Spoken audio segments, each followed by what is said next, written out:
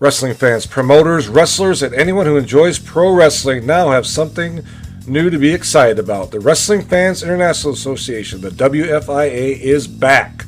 WFIA is an association that exists to promote, grow, and support professional wrestling throughout the world. Membership is free. Your membership includes a free digital bi-monthly publication of the Wrestling Fan News newsletter, association updates, voting privileges, and much more. Please go to thewfia.org, that's thewfia.org, and become a member today.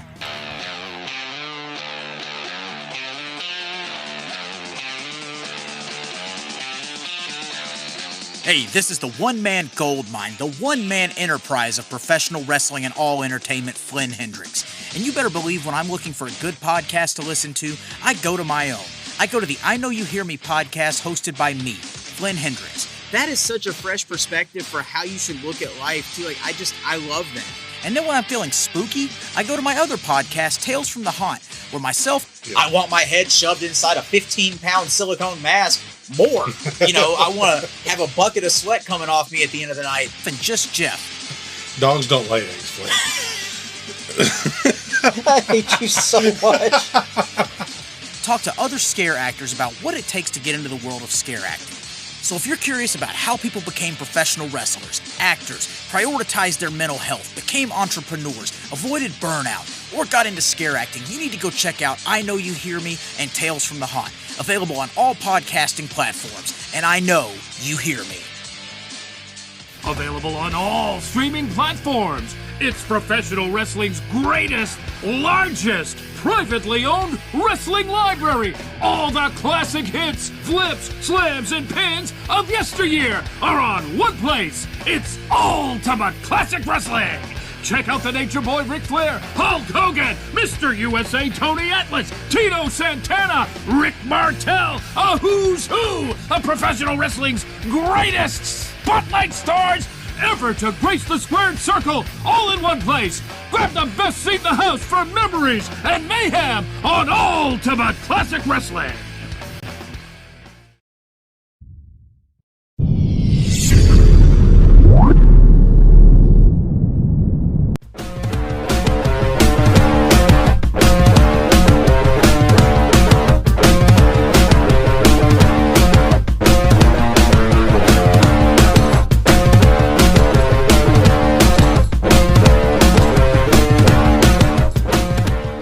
Thank you, everybody, for joining into the PWZ podcast. I want to welcome to the show Mario Savoldi and Brian Webster. How are you, gentlemen? Hey, guys. Good. How about Doing you? great. Doing great. Thank you very much for having us, Rick. I've been looking forward to this for a very long time, and I'm very happy that you guys are here to join in. So Glad to be here. Thank you for having me. So you guys just launched the Ultimate Wrestling Classics Roku app, and Fire Stick, and what made you guys decide to go towards that direction? And I know you guys have thousands upon thousands of historic matches and stuff dating from various different promotions. Something I've been watching for many years. What made you guys decide to go in this direction? Well, we had the opportunity to join several different networks, and our chief and staff of our production, Daniel. He kind of convinced me this was the right way to go and that we have the opportunity to get more hours out there. And there's close to 5,000 hours, I think. Wow. And we're adding constantly. We're making joint ventures with different groups. And so it was the right way for us to go. Yeah. I see that you guys have, you guys own footage from various different promotions as well as your own ICW. You guys have some global and the NAWA and South Atlantic and such. And there's just some amazing legends that take part in a lot of that footage there that end up on that network. Oh, we've got everyone, and we could say we have Bruno. I mean, when we started and Brian, correct me if I'm wrong with the names, when we started the wrestling organization, it was called International Wrestling. Right. And it was a group of us with some kind of guys I don't want to mention Okay. who backed us. And we started in Allentown, Pennsylvania. Actually, we were 3 blocks away from the Allentown arena, where WWE Right. was running. There was a lot of hearsay about what happened there. Everything was done in the right way. My dad had retired. Someone said he got fired. My dad had retired about 6 months before we even decided to do this. And I had been dealing and talking with Bruno, and it was Bruno, Mike Mittman, and some fellows from Atlantic City, and they had said they would invest in starting a new wrestling organization, in which we did. And we have the original tapes. I still do have those original tapes. There's like 12 of them, I think, and that's with Bruno doing the commentating with Mike Mittman. Right. And we haven't aired those yet. I think we aired one episode from that, and then from there, a few things happened, and the people from Atlantic City could no longer invest in our, due to their circumstances, could no longer invest into our television production. And if anybody's been in television production, when you're starting something this big, it takes a lot of money. And we had to, it was at that time that my dad got involved, and he made calls to 2 of his close friends, and that's how we got involved in the ICW. We got involved with the Poffos, who most people don't know, but my dad was Randy Savage's godfather. Oh, wow. And then we also got involved with Canada. And at that point, we formed the ICW, and we were taking footage from them to help us get started. They were taking footage from us, and we landed a station in what town was that in Mass? So that was, at the time, it was called, I think it was WENE. It was Channel 25. Okay. And they decided to take us on, and not only take us on, we did our, but is it Methuen or Metuchen? Methuen, yeah. Methuen, Mass. We did our very first live telecast, and that was the start of it. I know this is probably a tricky question, but do you remember who was on this particular broadcast? I know it's so long ago. Yeah. Yeah, it was at that point. Again, we combined with why can't I think of his name in Canada?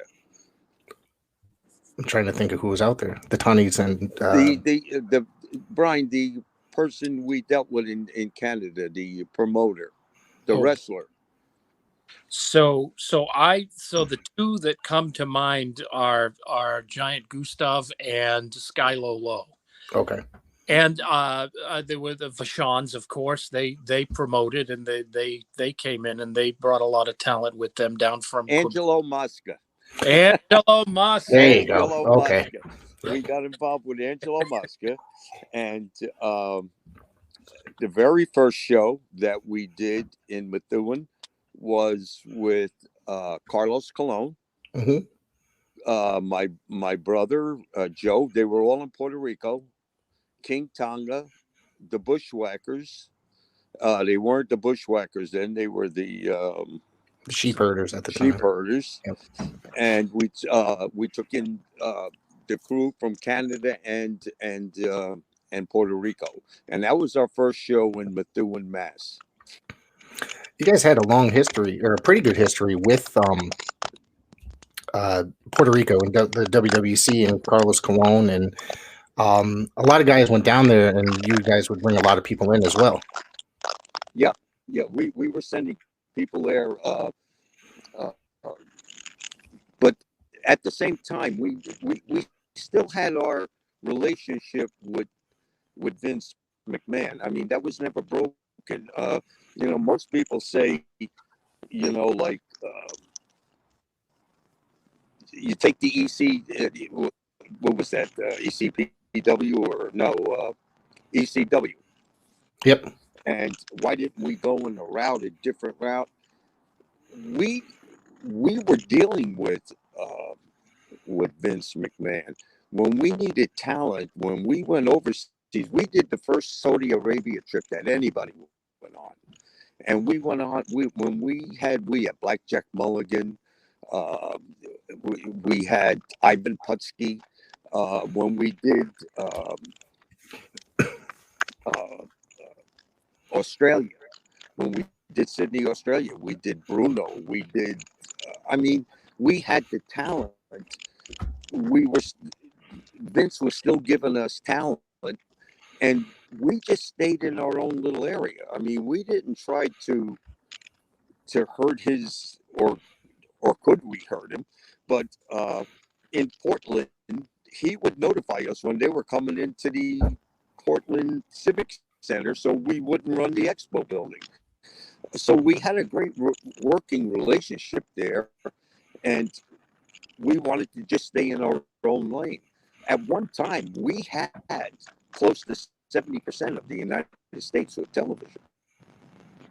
Yeah, I remember as a kid getting you guys on Sports Channel America up here, and I used to get you guys on even later, get on the syndicated local television as well.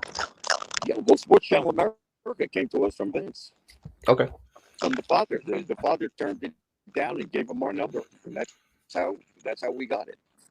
Yeah, I always thought it was amazing because at that time I was still relatively young, and I would see guys that I necessarily did not see any longer on WWF TV, such as Tony Atlas, and guys like that, and the Putskis and stuff like that. Well, thought it was. Oh. Go ahead, Brian. No, I was just going to say, for me, it amazes me because it was originally recorded that had a national audience. And right. At the time, it was virtually unheard and broadcast on Sports Channel. Yep. I initially, I don't think I initially saw it on Sports Channel. I just remember, I've told this story many times on this podcast. The first time I ever discovered ICW was at my grandmother's house on a Sunday morning, probably not mid to later 80s. And I just remember it was not like anything else I had seen on television before. And I immediately became obsessed with trying to find this. They had a different cable system than we did because they lived like 4 towns over. In the 80s, it was quite different. So it wasn't just like everybody didn't have like Comcast or whatever. So I just remember becoming literally just like, I had no idea how to find it. And I didn't find it until however, like a year or so later on my cable system. We had Cablevision where I lived. And I just thought it was amazing because it was somewhat different than everything else I was watching on television at the time, such as WWF, the NWA, AWA, World Class, and stuff like that. I remember watching it. It used to be on Saturday nights at 11 o'clock on Channel 25 out of Boston. I was just a kid, and I can remember seeing guys like Dr. D, David Schultz, and Mario interviewing Dr. D, David Schultz, and that whole thing where Dr. D had just beat the guy up on 2020. John Stossel. Yeah.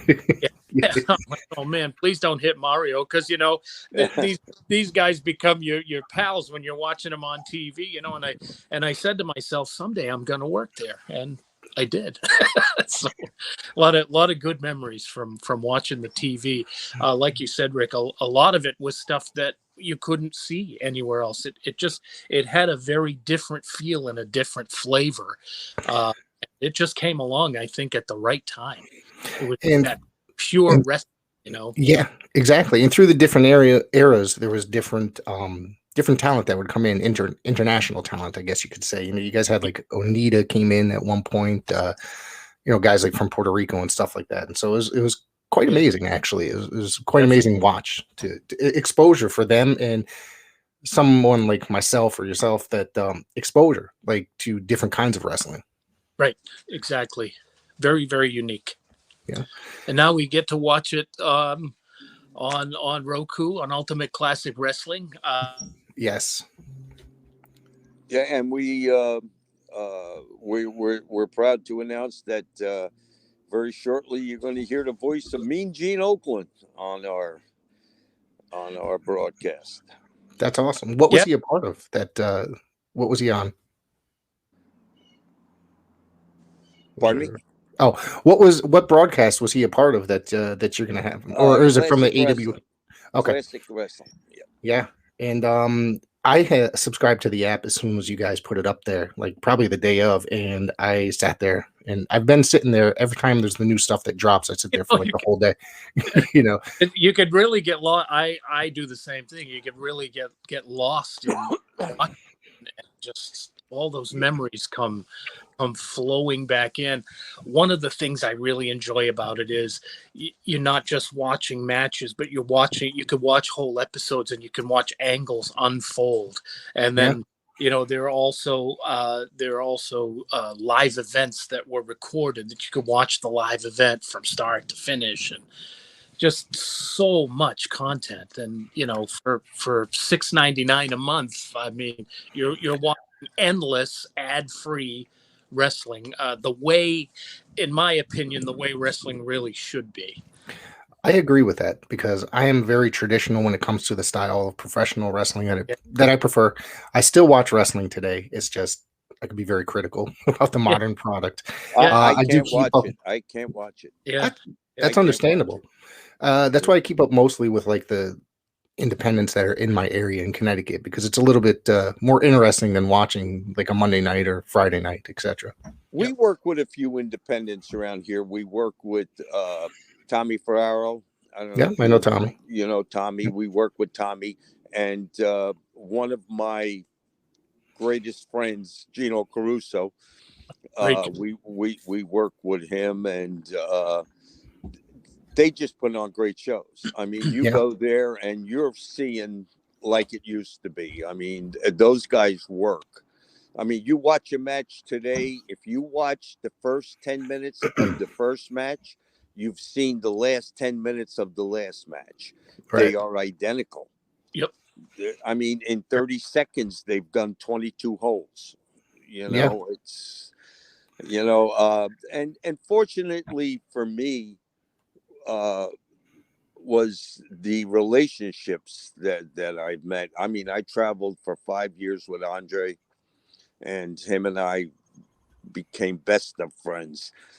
But just that my dad's relationships in this business, I mean, going back to in the 40s and 50s, I mean, he wrestled in Tulsa. I mean, he was champion there for years, and meeting through him, we met Danny Hodge, and all we got people involved with us that, like other people couldn't get to. I mean, like people, like you couldn't call Verne Gagne and get talent because Verne didn't want to bother with Vince. Right. But my dad could call Verne Gagne and get talent. I mean, Verne came in here for months and did whole big things with us here. Bill Watts. I mean, Florida, the Grahams and everything. I mean, they just goes on and on and on. Yeah. Truly. I mean, we probably got footage from every organization and their talent, and they're not just, like they didn't just send us mediocre talent. I mean, they sent us their talent. Right. Yeah. And I mean, that's one of the things I want to get to is that you guys had Ric Flair on defend his belt at one point, or a couple points actually, once against David Schultz and once against Randy Rose on your shows. How did that all come about? Well, in New Jersey, you could not operate a professional wrestling show unless you had a wrestling license. And there was only 3 of them. One belonged to a fellow by the name of Willie Gilsenberg, who grandfathered that over to the WWF at the time. Gorilla Monsoon, who is a very, very close friend of my family's, and my dad. And when the group got together, we dealt a lot with Carlos Colon. And when Carlos approached us saying that Jim Crockett, Bill Watts, Verne Gagne all wanted to come in to the Meadowlands, but they couldn't get a license. The state refused them a license. They said there was only 4 allowed. They weren't allowing any more, no exceptions. And that was a lot of politics there. Mm-hmm. They sat down with us. We made a deal, and we ran the first 3. I believe it was USA. It was called USA Wrestling. Yeah. Yep. In the Meadowlands. Those were my shows. My dad's shows. Okay. We ran those shows. They were ours. And from that, we went over to Roosevelt Raceway, and we ran Ric Flair against Dory Funk at Roosevelt Raceway. And then we did a few towns in Massachusetts. I think Warwick was one with Ric Flair. And we had Ric quite a few times. Then later, I bought into the IWWA in Puerto Rico. And along with Savio Vega and Miguel Perez, and Victor Quinones and I were very, very close friends. And he invited me to Puerto Rico, and we start working together with Puerto Rico. And we took in Flair's son. And the deal there was that Rick was going to come in and do a thing if we would take his son. And that's where he really started. Those were really his very first matches. We never got to the point of Rick coming in. His son just didn't like Puerto Rico and was not good for him, and he moved on. He was a great kid. It was such a great loss to the family. I mean, the kid was just a really nice kid. Yeah. And it saddens the business to see somebody with that talent being lost so early, you know? Absolutely. I remember when that happened. It was very, very sad. And yeah, seen videos of him like recently at Flair matches, and it's just him, just the emotion there, you know, it's kind of emotional. So I do want to ask you about certain announcers. You guys had Gordon Soley and Lou Thez commentate for you at different points. That's right. And how did that come about? How many people could say that? I mean, that's kind of amazing right there. I mean, yeah. Gordon Soley is the best to ever do it. Personal opinion. Ever. No offense, Brian. Ever. None taken, believe me. So I find that that's just amazing. Lou Thez, of course, is probably the greatest world champion to ever exist, in my personal opinion. Yeah. So you guys have had, let's see. I'm sorry, guys. You guys also did lots of shows with the AWA. One actually here in East Lyme, Connecticut, as well. I see that you guys are uploading it. It's coming soon to the network, and that one I'm really looking forward to, because anything that happens in Connecticut, the history. I'm kind of a New England history buff when it comes to professional wrestling, so I'm really looking forward to that, because I was kind of unaware of that show. Yeah, that was a great show. Sold out, people standing outside. You couldn't get in. It was a great show, and we did for several months. We were back and forth with Verne, and again, once we got going, we ran the talent through. We shot the angles. We finished the program, and then we would wait several months, and then we had some of the guys come back and refresh a program or go on, and another great bunch of guys we had were the Samoans. I mean, Sika and Alpha, forget it. I mean, they were like, Peter Maivia, all them guys, man. They were just superstars. I've had the opportunity to interview several guys that have worked with you, under you, such as guys from like the Sioux War Party. Oh yeah. What was his name? Is Alexander Santos was his name. I'm trying to think of his, not White Cloud, but the other guy, Dancing Wolf, or whatever. Wolf. Yeah, Dancing Wolf. Yeah. Do you have any memories of him? Oh, of Working with course. him? Yeah, of course. Yeah, he was a tremendous guy. I thought it was an amazing conversation that I had with the guy. Not really, I mean, knowing much of his career outside of working for you guys. He did the best Tommy Savoldi impression that I had ever heard. There you go. You gotta be there at 3:00. I can't even do it, but he had Tommy spot on, and he'd have us all laughing all the time with Tommy's unique approach. Yeah, look, we had a unique crew. I mean, everybody respected everybody.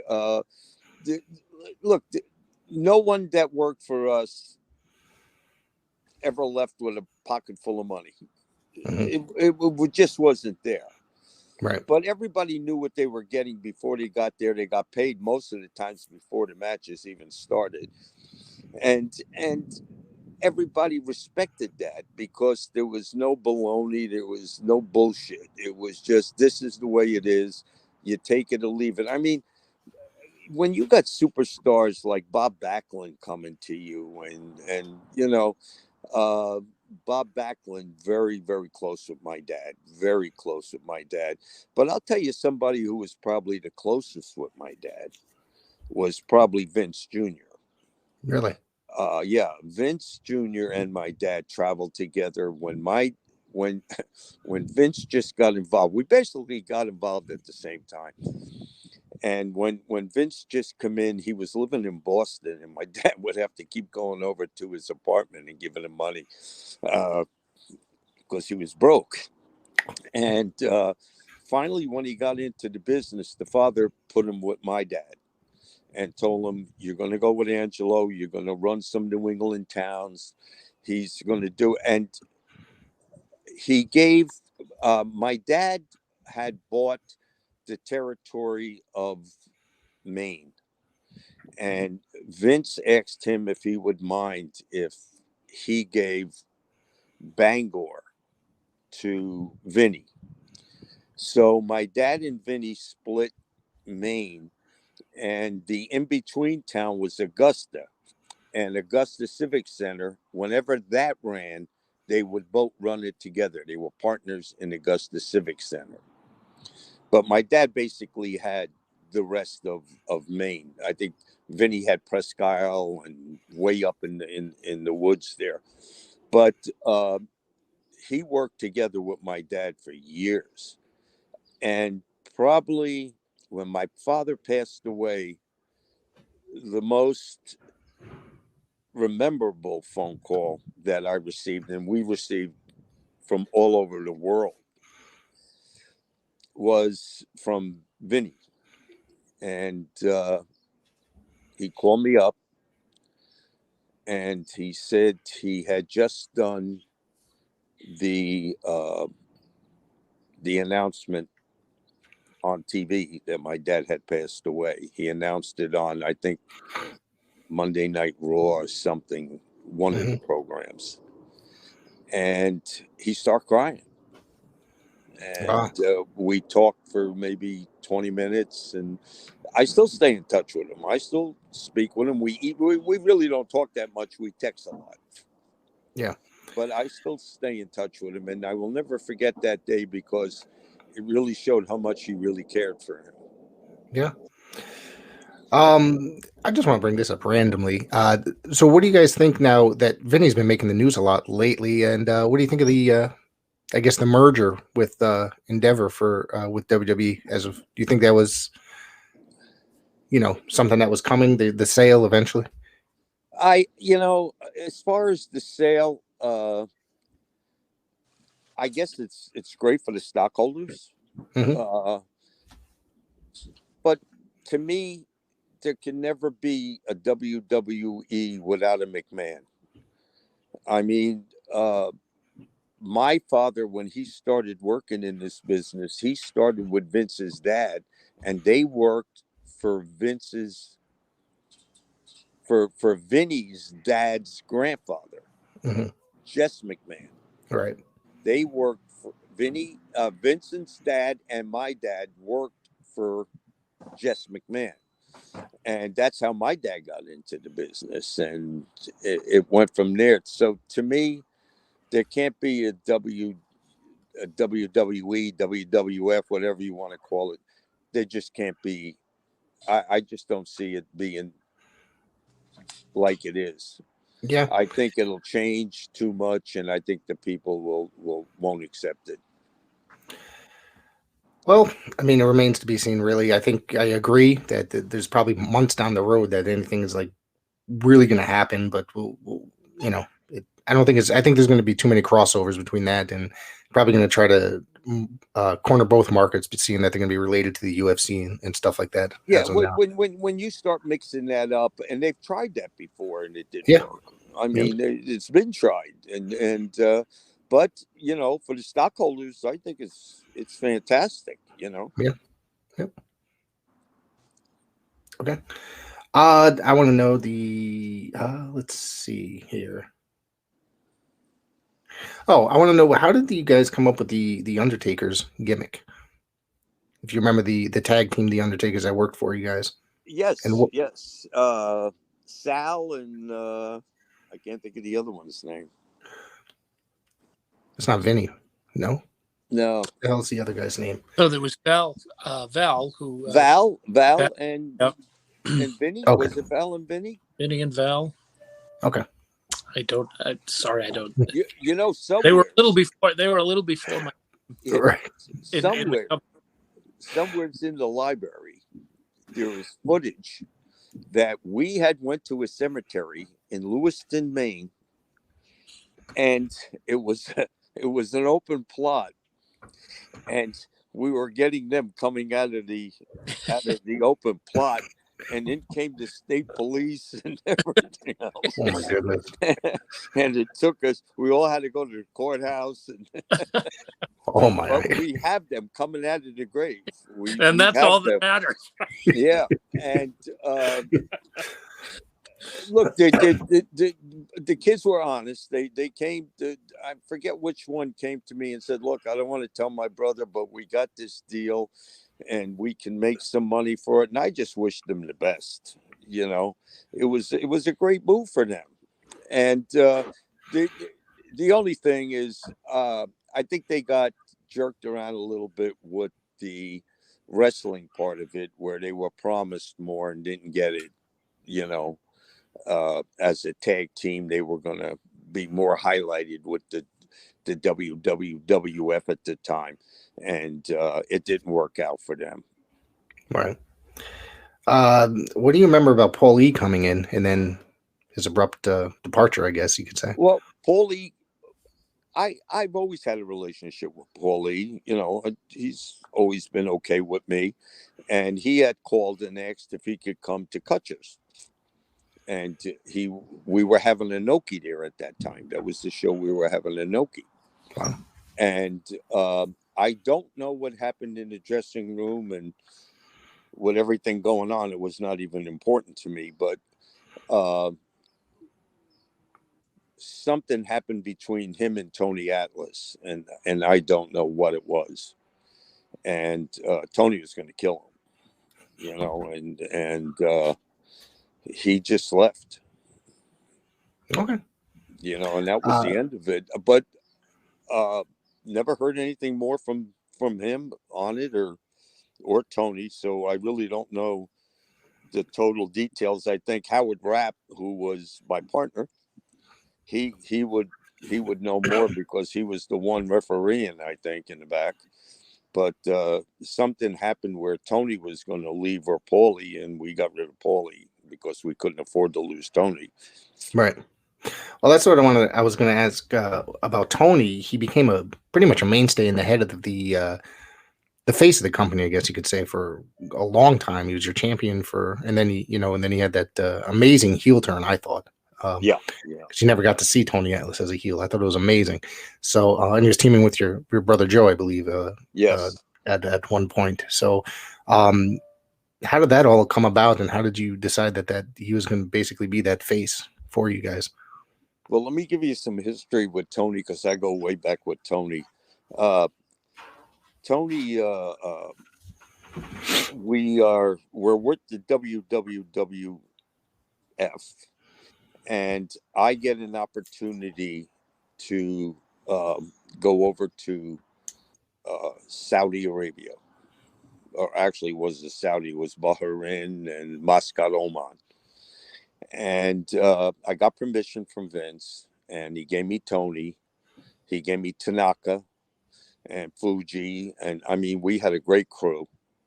And nobody wanted to go there. Everybody was afraid to go there, but we got there, and they treated us like royalty. I mean, we were treated like royalty. And so we take Tony over. Now, Tony, at this point, this is like a week after he body slams Hulk Hogan. I mean, he was the first guy to take Hogan off his feet and body slam him in Baltimore. So there's all the publicity, and then I think Vince shot some angle at TV where Tony got hurt, and off he comes with us to Saudi Arabia. In the meantime, he was just getting ready to get married, and about a month or two before we go, he buys a home in Glendale, California. Beautiful, beautiful home. And he puts it in his wife and his future mother-in-law's name.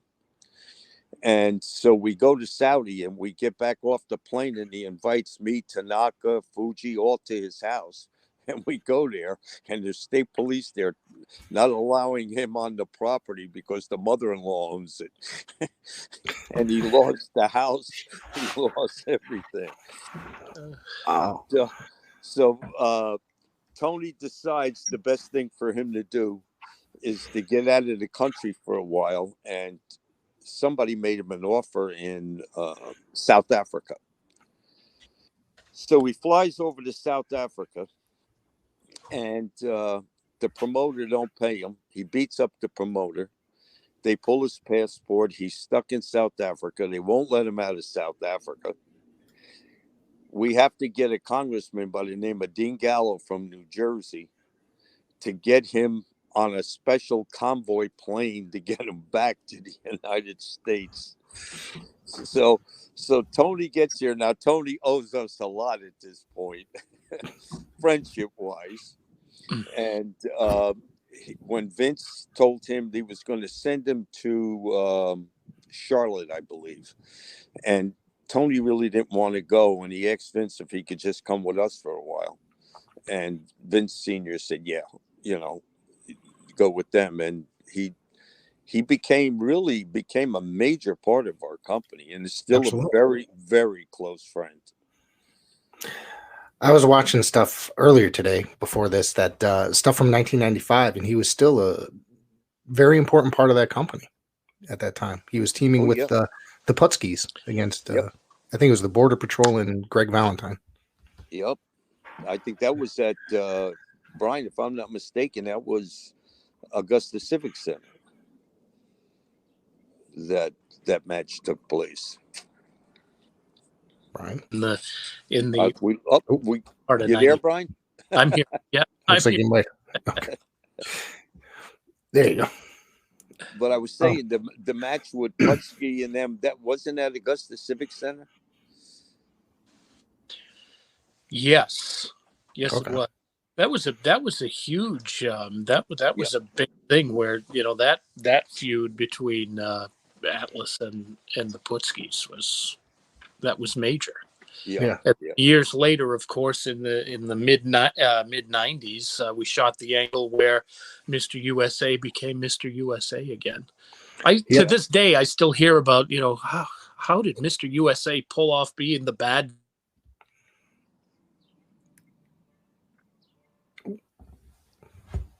That I Well, it took a lot to convince Tony. He's a bad guy, but he keeps going in and out. I'm sorry, Yeah, I keep you're cutting. good. Okay. You're good. Yeah, it took a lot to convince Tony. You were saying, Mario? Yeah, it took a lot to convince Tony that he was going to become a heel. Yeah. He just didn't. I mean, He didn't think anybody would believe it. He thought, no, I'm Mr. USA. Who's going to believe that Mr. USA likes to beat up the good guys? And he pulled it up, man, and he loved it. Once he got into it, he loved it. being the heel. He didn't want to come back. Right. Let me tell you how we got him to switch. Sure. We're in Bangor Auditorium, and he's going to wrestle Bob Backlund, and no, he's going to wrestle Schultz, and Backlund's going to come in, and we're going to shoot an angle, and from that, Tony's going to turn against Bob Backlund. Right. So we tell him what's going to happen, and that, but Schultz has got to go over in order for this to work out right. And Tony says, "I'm not losing to Schultz." And my cousin Tommy, who on his tallest day is 5'1", looking up and talking to Tony Atlas, he just said, "You wait here a effing minute. You wait here." And he went and he found a milk crate.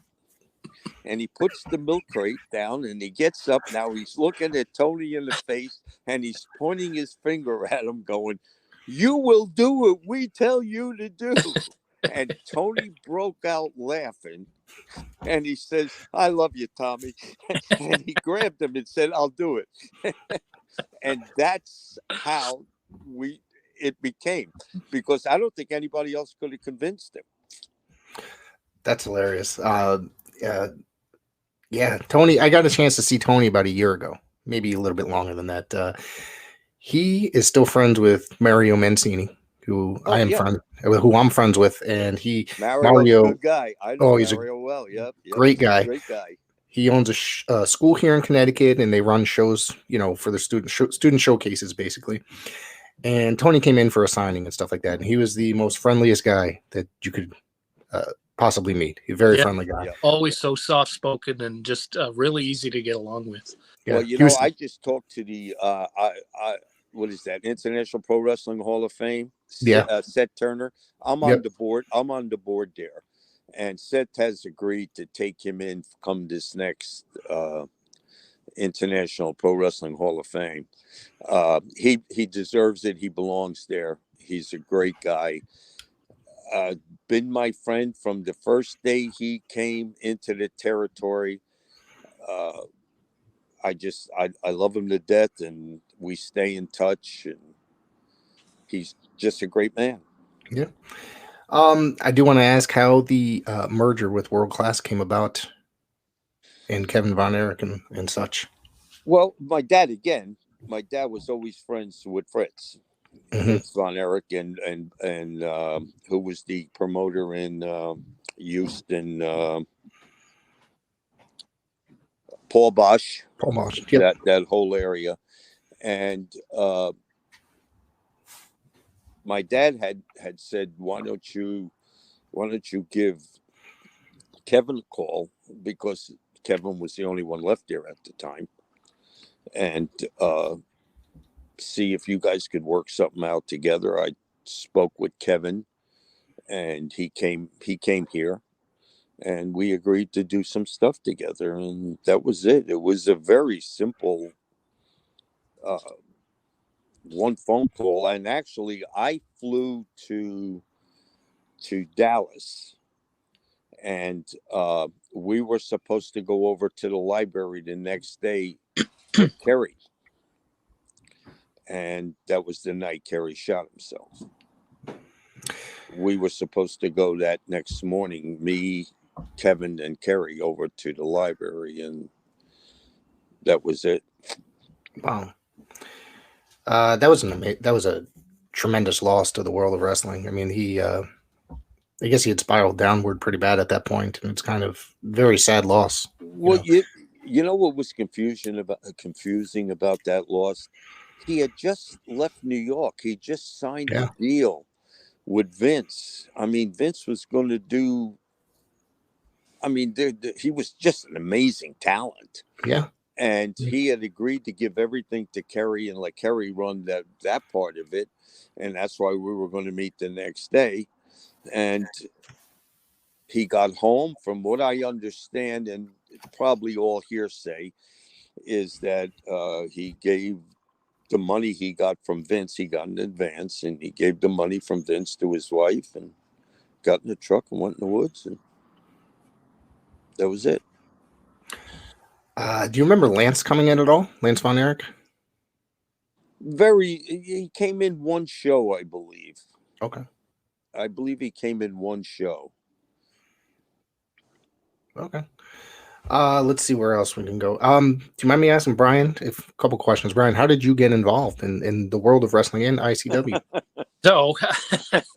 So I was like a lot of people. One Saturday morning, I was watching Sports Channel America.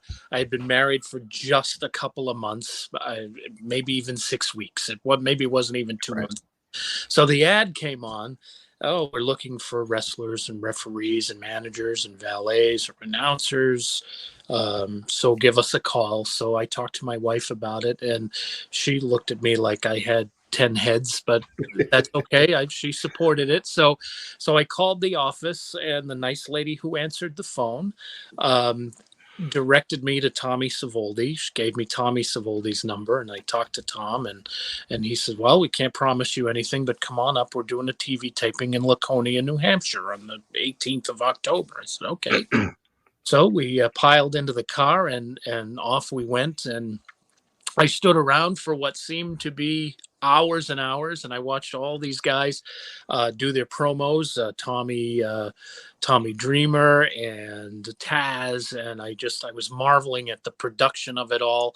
And then they had me do a couple of on-camera, wraparounds and that sort of thing, is like a test, Right. like a audition.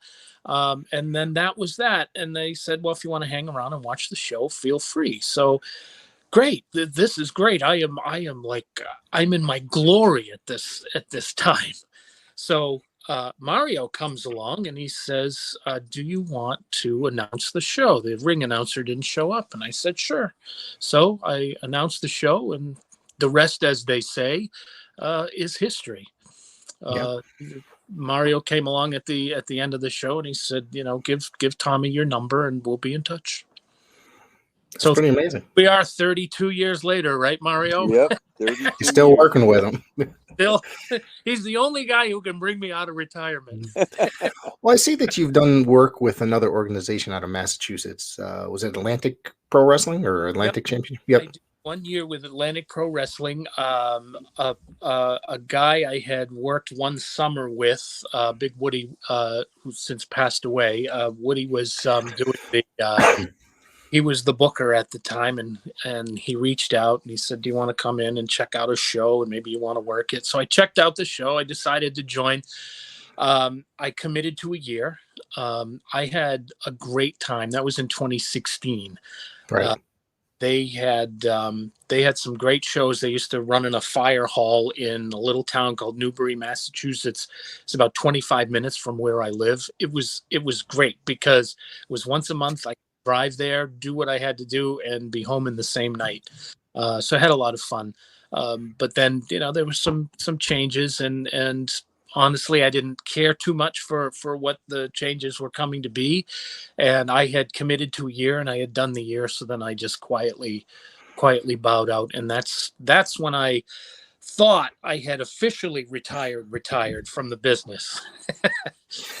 Until I got a call from Mario. Yeah, well, I've seen some pictures pop up, recent pictures, I should say, of you guys on the IWCCW board on Facebook every now and again. So I'm just like, damn, it's pretty cool, man, that you keep getting sucked in. Wrestling's one of those things you can never fully leave. Once you're in, you can never get out. I have no complaints and no regrets. I would do anything for this man. So don't ask Tracy that though. Yeah, my wife has been through as much as I have in this business. She's a good sport, though. She's a good sport. I do some work with local indies here in Connecticut, and one of them being Mario Mancini's organization. I'll do play-by-play and camera work sometimes. And every time I try to, the wives don't necessarily understand. You know what I mean? When you got to be somewhere, They're supportive and they go along with it, right? But, yeah, for the most part. Yeah. But it's like, oh man, I can't believe you're going to be not going to be at this function because you're going to be at a wrestling show. Right. Well, Well, it was a little different for Brian because we were traveling Florida. I mean, you name it. We were going overseas, and we were everywhere. I'd bring the family. I'd bring the whole family, on occasion, and they were just babies, and they didn't really understand or know what was going on either. But always fun. Always a lot of fun. My 7-year-old is my sidekick. He will be at every show with me, just about, including when I do have to travel. My wife, I try to get her to go to events, and she's a no-go. However, she will be traveling with me to the New England Hall of Fame this year, or the New England Fan Fest this year. So that I'm pretty excited about. So she's gonna, I don't know, I think she's in for a shock. So as to what's gonna happen. I'm married 58 years, and I still have to fight to get my wife to go to a wrestling event. Well, even your mom, right? She used to tell my you, mom never went. Going. Yeah, my mom never went. Wow, that's funny. I think she went to 2 events with me entirely. One was a local indie show, and then one was because her son, we're a blended family, was huge WWE fan at the time when I first met her and started dating her. So I took him to an event. And that was like the very first show she'd ever been to. She's like, this is not for me. It's kind of a thing. So. Yeah. We had my son on one of the broadcasts of NWA on Fire.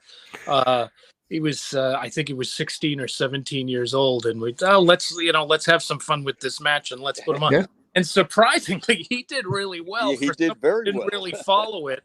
Yeah, kept up, but none of the children really followed in bed. Steps, but that's okay. They're probably better off, right? Yeah. My 16-year-old, he lives in Ohio. He is more interested in it than me, so he'll always, send me text messages and call me up asking me about what's going on over here because that's the first thing he wants to do when he comes to visit. He visits for 2-3 months at a time out of the year, and he is very excited to go to shows. His mom will not let him bring him to shows out there. So, it's fun. So, yeah.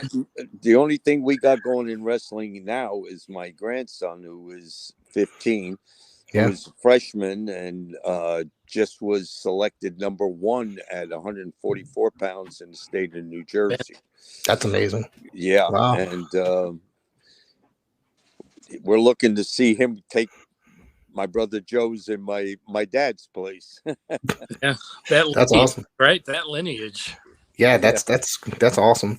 That's actually how I first met Bob Backlund. I wrestled in school, and he was the coach of an opposing team out here of the Rocky Hill team. And I just look across the mat, and I said, "Oh my God, there's Bob Backlund." So this was right before his return to the WWF in the early '90s, mid '90s, something like that. Yeah. So then we've gotten to speak to each other many, many times over the years, but now I believe that I think last year he just moved to Florida, if I'm not mistaken. Yeah, he moved. Yeah, so, he moved. Yeah. Yeah, he was another close friend. I mean, he attended the funeral. He spent 2 days here, and him and my dad were like glue. He when he came here, it was a funny situation because we were moving out of the Bruno area. And into Vince wanted to come in with a whole new look, and Vince selected Bob because of his collegiate background, and he meant something. I mean, his name meant something, and a lot of people were unhappy. Strongbow and a lot of the guys who thought that they should have a shot at that position. Right. And Vince just never bent. He said, "No, I'm going with Backlund." And when Bob came in, he was not a favorite within the dressing room because, here's a newcomer coming in and going right to the top. And these guys like Strongbow and they've worked all these years to try to make a name for themselves. Right. And they're being cited, and so he had a rough time. And the good thing that Bob had going for him was when I found Tito Santana and Ted DiBiase in Amarillo, Texas, when Vince sent me to Amarillo, and I took them back here. And when I took them back here, Vince told me no, he didn't need any talent. And I said, "This is Vince Sr. now." Right. And I said, "Vince, if I pay for their airfare,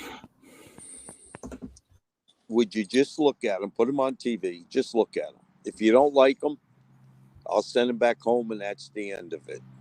But I knew these two guys had, well, actually there was three, but he definitely refused the third. That was Manny Fernandez.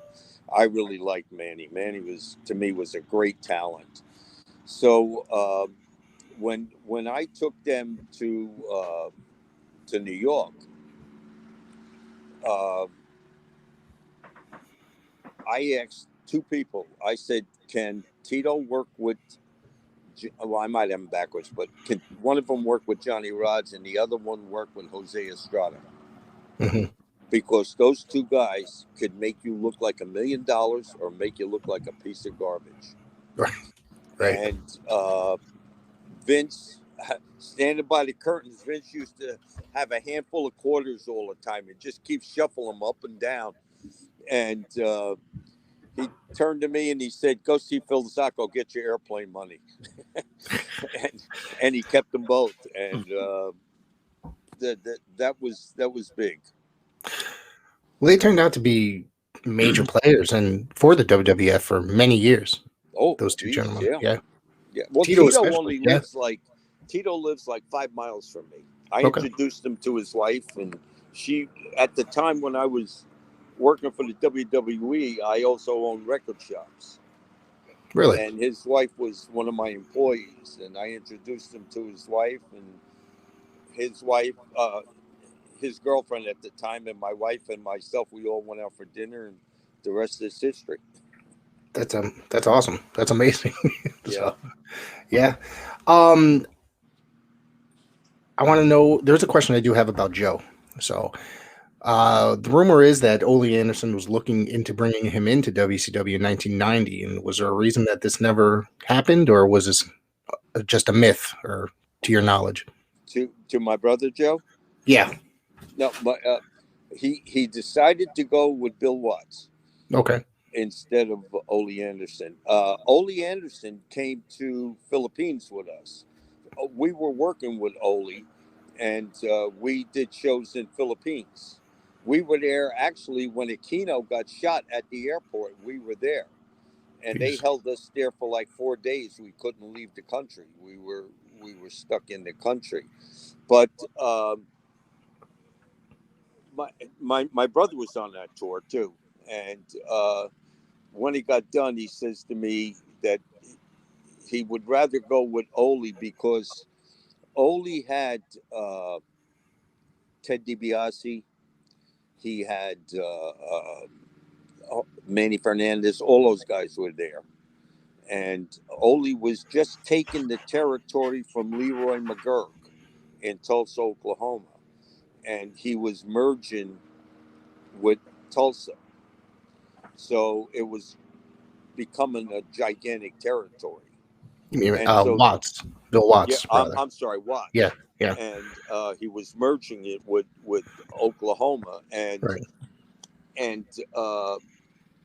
we were working more with Bill Watts than we were with Ole, Okay. and we knew that we could get my brother to come home once in a while and work our territory at the same time. Did the sale of Watts territory to WCW or Crockett affect his work over there? I mean, No. there was no option for him to go over there like after the sale or anything like that? No, actually, at that point, when that merger took place, just before that, my brother made a deal with Graham's in Florida. Okay. And he was going to Florida, and with Bill Watts' blessing, because they were all, keep in mind, we were all working together. Right. We were all taking talent from each other. I mean, that's why, being the orphan of the group, we were the most fortunate, because when somebody had somebody like, okay, we're going to send him to Bill Watts in June. So they got him in April. So they couldn't find a place for him from April to June. They'd call us up and say, hey, do you want Blackjack Mulligan? you can have him for 7 weeks, and we would take Blackjack Mulligan. So I'm assuming that you guys were talking about the Florida territory. Is that when Kevin Sullivan and Mark Lewin came in? Yeah, and worked for you. Yeah, Kevin Sullivan, Mark Lewin, Gordon Soley, the whole crew. Yeah, we got the whole crew. It all started with Howard Rapp, who owns Rapp Enterprises. He made a deal for to do a show with Elizabeth Taylor, and it was for AIDS. Okay. And we were doing it on some island in this island in Florida, right off the main strip of Florida, and we were going to do the show for them. And Howard asked me if there was any way I could get some talent from Florida, so we didn't have to fly everybody there. Right. And so we got Kevin Sullivan, we got Blackjack Mulligan, we got a whole bunch of guys. And a funny story, that night, that show, you had to go across a drawbridge to get to the island where the ring was set up on. And a storm came through and the bridge was swinging and nobody wanted to cross to get to the island. And you had guys like Blackjack Mulligan on all fours crawling across the bridge to get to the ring. I mean, it was comical, but yeah, it was. We had an open book with almost every promoter. I mean, if we got in trouble, we could go to Canada for somebody close, Right. or we were going everywhere. I know Austin Idol was a very important part of ICW as well at Yes. one point. So Yes. you care to elaborate on him coming in and Yeah, getting that a good friend of mine helped me get Austin Idol, Les Thatcher. right. All right. And Les had told us about Austin. And of course, Austin was also very important with the Poffos. Right. And so that was a major connection there. And he was with us for quite a while, Austin. Yeah. Yeah. Great talent. Great talent. He's still involved today. He's out there and working the NWA as a manager currently. Yeah. So, yeah, he's quite entertaining. To me, he's probably the best part of that TV show currently. So that's saying about the NWA currently. How did the whole NWA on Fire come about?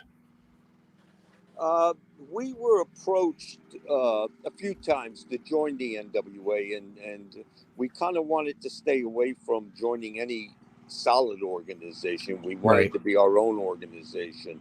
Right. But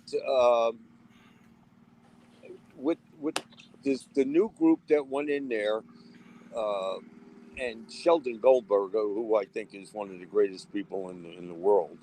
Great guy. You know, I had drove down to Boston a few times and spoke, because we were up in Portland.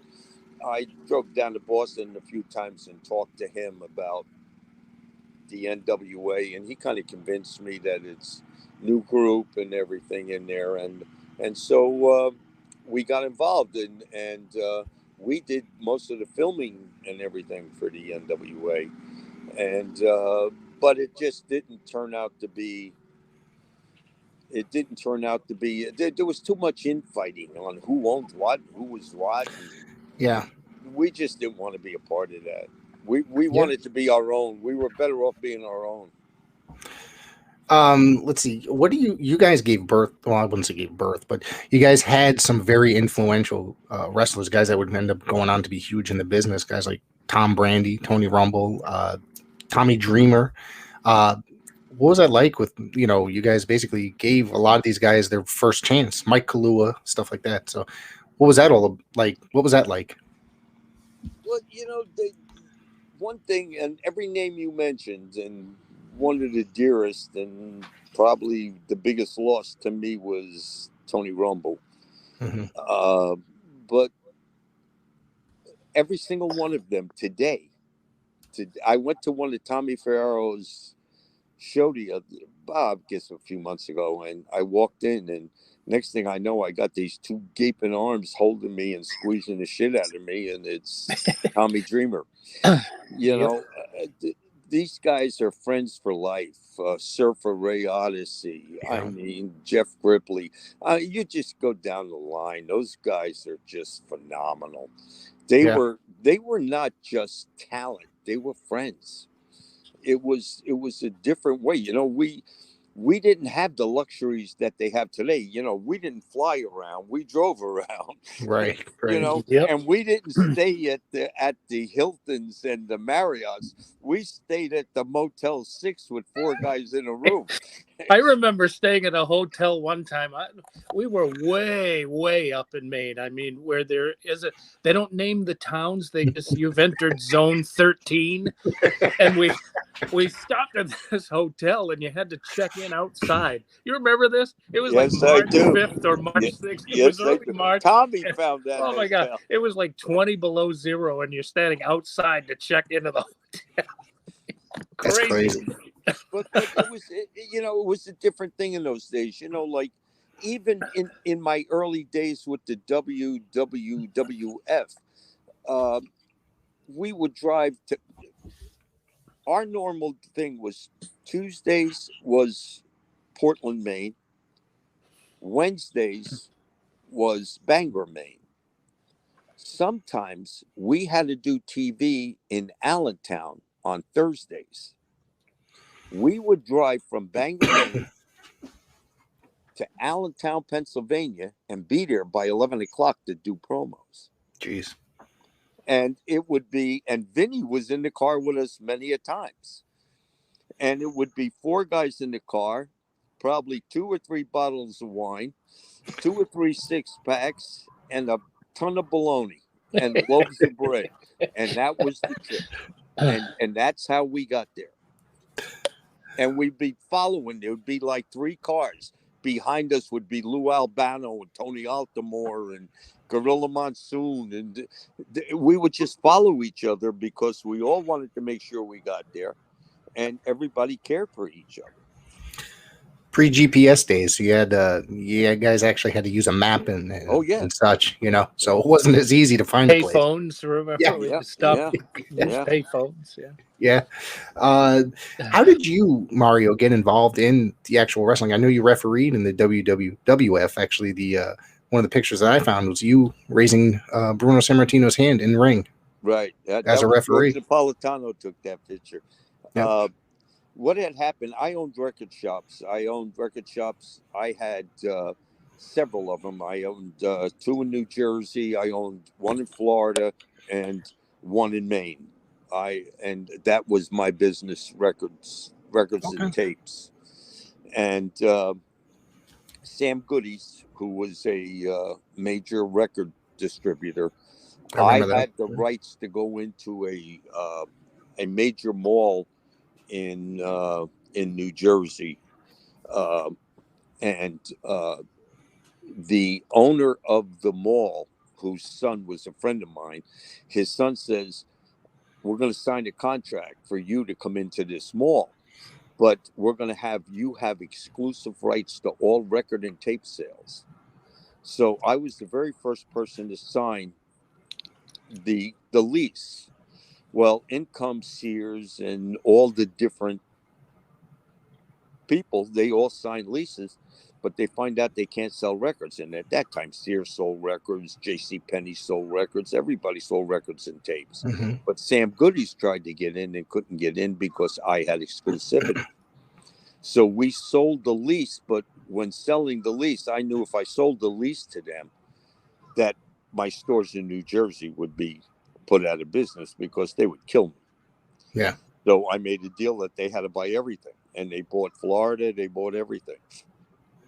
So with that, my dad says, "Come with me," and I went with him, and we went to North Attleboro, Mass, and it's a snowstorm, and there used to be two old guys, Coogie McFarlane. Oh, where'd he go? Did his Cliffhanger. I know. Wonder if his battery died. Nope. Oh, Oh, there he Oh, is. there he is. There used to be two old guys, Coogie McFarlane and Pinky.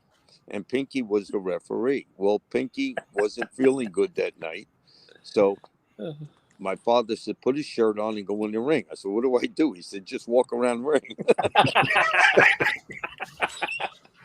And and my very first match is Joe Turco and Baron Cicluna. Okay. Now, if you want to get into a match where you know they're gonna do everything they can to screw you up, those two guys, or what do you call? And Joe Turco's walking in, and Coogie McFarlane's the announcer, and he's going, "Joe Turco from Catania, Italy," and Joe Turco was going, "I'm not from Catania, you stupid son of a bitch," and I'm in the ring, and I'm going, "What is going on here?" Right? And I'm looking for my dad. What do I do? What do I do? And Baron Cicluna, they go down, and Baron Cicluna grabs me and pulls me in. He goes, "When I say count, count." And that was my very first night in refereeing. But I enjoyed it. I enjoyed it. I got to referee Madison Square Garden, Philadelphia Spectrum, Boston, all the big major what do you call? But then Vince Senior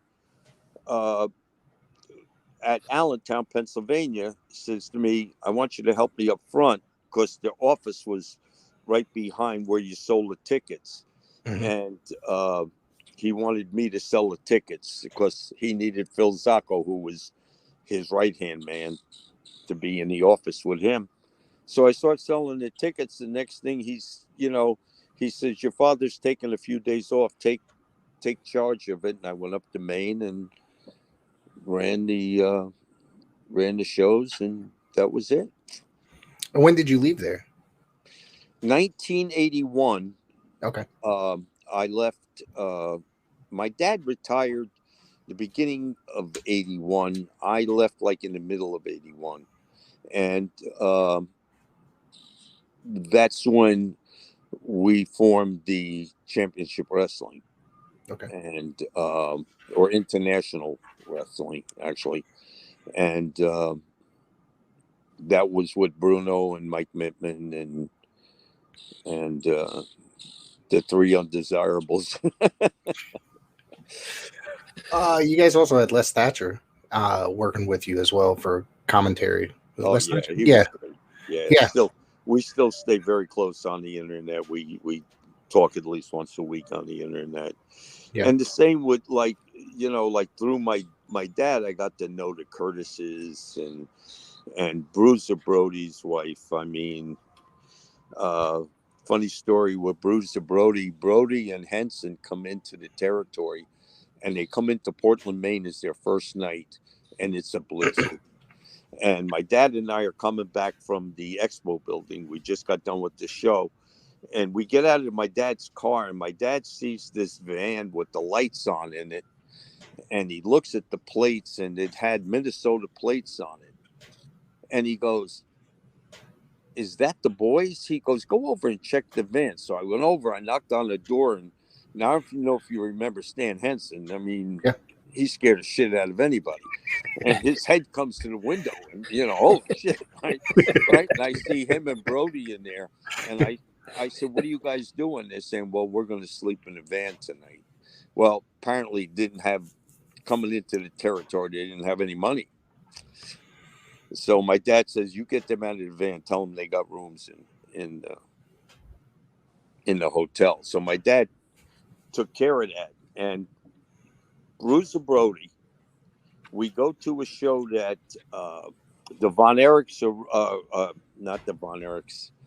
We go to a show in Jersey, and some guy is running it down South Jersey. And we get there, me, my dad, and Tommy, we get to the show. Now, the guy doesn't realize he's renting my ring. That's how he's putting a show on. But we get there, and the only reason we went there, my dad wanted to see Brody.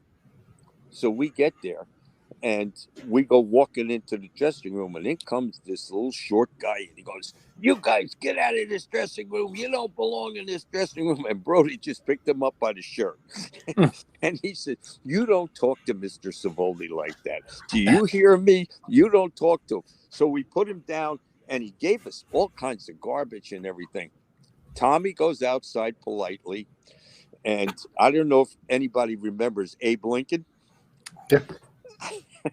Abe Lincoln used to be the ring guy for WWE and then became the ring guy for me. My cousin Tommy goes up to Abe Lincoln. Place is sold out.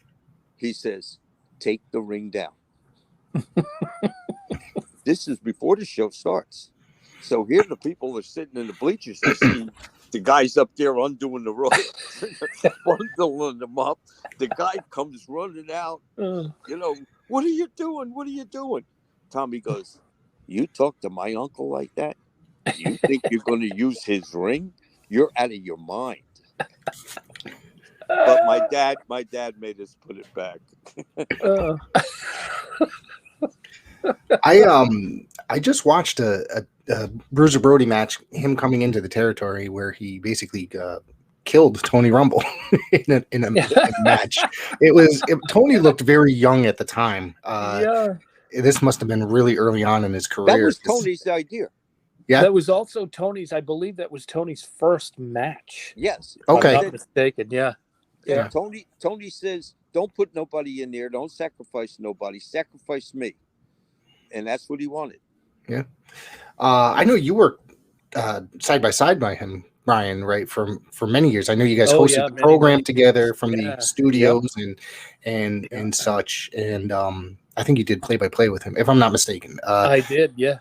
So what was it like? I've interviewed Jason Rumble at one point, and he had so many great things to say about Tony. And what was it like working with Tony? So we both Massachusetts guys. I would go down on the days we were doing TV studio shots. I would go down, pick Tony up, drive up to Maine, do what we had to do, drive home. I probably learned more about the business from Tony in those rides from Revere to Lewiston and back again than at any other time in the business, save for the things that Mario and Tommy taught me over the years. He was an idea guy. He was a student of the game, I guess you could say. Right. Nobody I know more knowledgeable and more into what he was doing than Tony. The last conversation I had with Tony, he actually he was going to come back to work with us. If you recall, Mario, we were doing we were doing TVs back in Portland, and he was going to come in, and I talked to him. about, I don't know, 3 or 4 days before he passed away, and was really excited to get back into it again and to be working together again. And I was really looking forward to working with him. And then, we lost him at way too young. I think he was 43 years old. It was a something like that. Yeah. Huge shock. Great guy, great promoter, so talented, entertaining on the mic, entertaining on camera, just a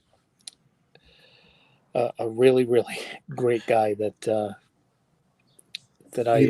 we lost too happy early. I got to way too early, and I'm really happy I got a chance to meet him and work with him. He actually was directing the promos the day that I started. Okay. So in a roundabout sort of way, he also got me my start in the business. I used to hate to say anything to him, because whenever I would say something to him, he would get a pad and write and write and write. And next morning, next morning he would, well, I got 8 pages. Which one do you like? Yeah. Oh, very disciplined when it came to putting the shows together. Oh, as well. He just everything was. He had perfect. It all laid out weeks in advance. Yep. Wow, that's amazing. That's amazing. Did you guys get to witness him, with the Century Wrestling Alliance and the NWA New England at all? I know at one point in time they became kind of like the big indie, I guess, in the area in the Northeast. I saw a couple. I never attended a show live, but I saw a couple of the shows. Again, very well put together. Had a good mind for what looked good on television as well, right? And how to set up television, which I would say that he learned from you, Mario, and brought it to the level that he wanted it to be in his own promotion. But yeah, a lot of guys went. He had a lot of great talent go through that organization as well. And he would call and ask if he could use somebody. He was, we stayed in contact all the while when we went our own ways. And one of the greatest phone calls I got, but it was the sad one at the end, was when he had called me up and said, "You think you could take an old guy back?" And I said, "Tony, this door is open at all times for you." And we were looking forward to that. Yeah. Wow. I was looking forward to that. I mean, who knows what could have happened? I mean, the guy had an amazing knowledge for the business of professional wrestling. A lot of the stuff that he did was truly amazing. You know what I mean? And he had a from what I understand, a knack for utilizing local talent and making them shine. You know what I mean? Yeah, he knew how to. He knew how to get somebody across. Yeah. He knew how to make somebody who the person who didn't know what he was doing, he could show him what to do. And that was important. Yeah. The Undertakers were these 2 gigantic guys that nobody ever wanted to use. And look what he did with them. He did that with several people. I believe he was paired. Was he paired with Tony Atlas at one point? Yeah. Call me crazy. Yeah. Okay. Yep. All right. So sorry, my memory is a little fuzzy. I'm getting older. You might be crazy, but not. I'm trying to remember, like, put specifics off the top of my head. Yeah. So a lot of times I have to go back and watch video to remember. So yeah, the guy was just amazing, as was Atlas, and you guys had an amazing roster throughout the years. I believe that I just watched a match with Rick Martel being on your show. I believe working with Joe. I think so. And you guys, Bill DeMott worked for you guys as Crash the Terminator. I saw him. I believe he wrestled the clown, whatever it was, which I believe is Gino Caruso, correct? Gino Caruso. Yep. Yeah. So, well, no, actually, I think that might have been Venezuela. That footage might have been from Venezuela. And that was the original Doink, and that wasn't the original Doink. It was Brooklyn Brawler. Oh, Steve Lombardi. Yep. Steve Lombardi. It was Steve Lombardi, and it was, I think we had the Bushwhackers on there. We had Jim the Anvil Neidhart. Rick Martel, Tito. Yeah. We had everybody on that show. And that all came from WWE. Yeah. Yeah, Martel was still, I think, working there. I think. Yeah, they like I said, we had an open relationship. It was a quiet, open relationship. And that's why, like we've had a few opportunities where maybe we could have taken that one more step. But we looked at it and said, we're doing all right. Why do we want to antagonize the giant? Right.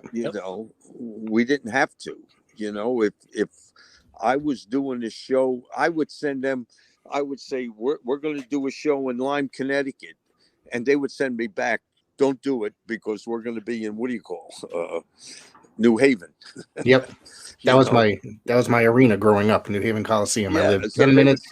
They would say, we're going to be in New Haven the 18th, so do it any time after, but don't do it before, Right. And to get that kind of information was, and today I have a working relationship even today with the WWE with the films. Yeah. Yep.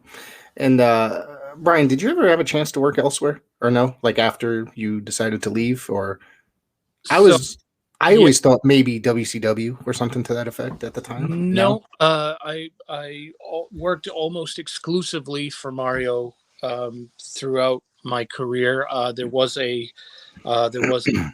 point where I worked for Knuckles Nelson's promotion through one summer and one winter with Mario's blessing, and then with Atlantic Pro Wrestling in 2016.